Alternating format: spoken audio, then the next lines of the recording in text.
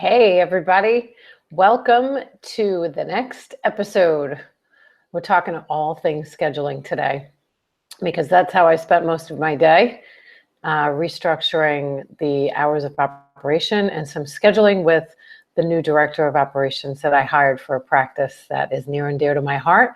And we spent some time with one of the girls who does the scheduling, and she was very helpful, but really goes to show how you must spend time mentoring and training your staff when it comes to scheduling, because they really can make or break you, either physically, just because they overbook too much, or not scheduling enough patients because they might want to, I don't know, go home.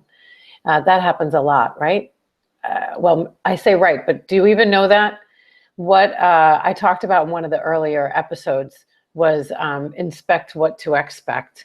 And I spend a lot of time with my front office staff because they're scheduling, they're greeting, they're scheduling, they're making everybody's life either really great in the office or really miserable. So this office in particular has 4 locations and will be opening a 5th in the near future. So we really need to get a handle on this. And we've hired 2 new employees that fit the description of hospitality and healthcare, something very near and dear to my heart. So scheduling is really big for me. When I was in New York, we had 11 offices and 42 satellite offices, which I know I've mentioned before. So I won't bore you with all those details, but we had scheduling boards. So we literally had them all up on the walls behind us. And we spent a lot of time like this.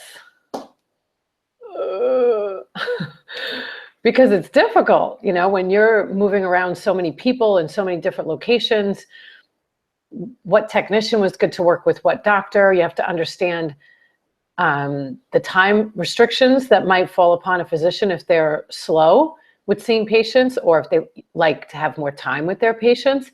If you have physicians that work at a faster pace and they like a certain nurse to be with them or a medical assistant.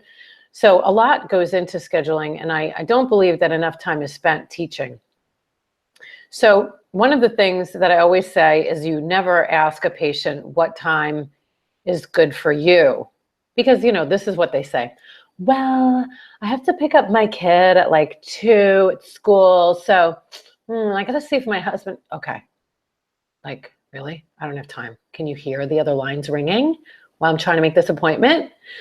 So you offer them 2 options. You offer them a morning and you offer them an afternoon. That's it. We have 9 a.m. available or we have 2 p.m. available. Which would you prefer? And you have to be confident in your delivery. If you ask patients what time they would like to come in, they will tell you what time they'd like to come in. So does it make sense? Are there huge gaps within the schedule that could be filled with patients that might not be working a full-time job and could come in before 5 o'clock? And that segues to something that's also very near and dear to my heart. Does your schedule accommodate human beings?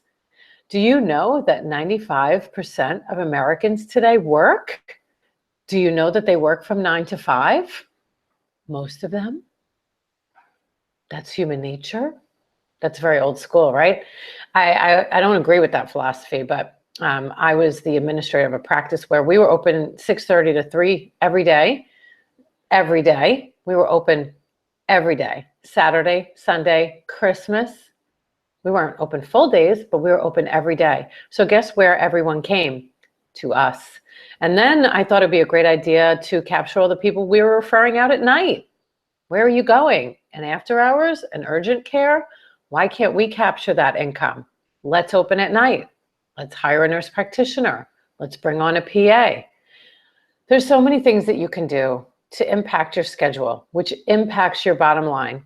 So when you are hiring somebody for the front office that is going to handle the scheduling, that is going to be the one that makes or breaks your day as the physician, as the nurse practitioner, as the esthetician, it doesn't matter who it is.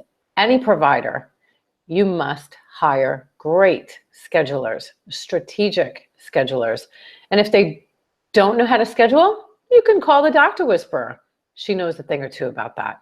So keep that in mind when you are hiring your next person that will either keep the doors open or have them closed really quickly for you, because she holds the key. Hello? Oh, I'm sorry. You can't come in at 3 o'clock today? All right, well, have a good day. OMG, I heard that yesterday. Really?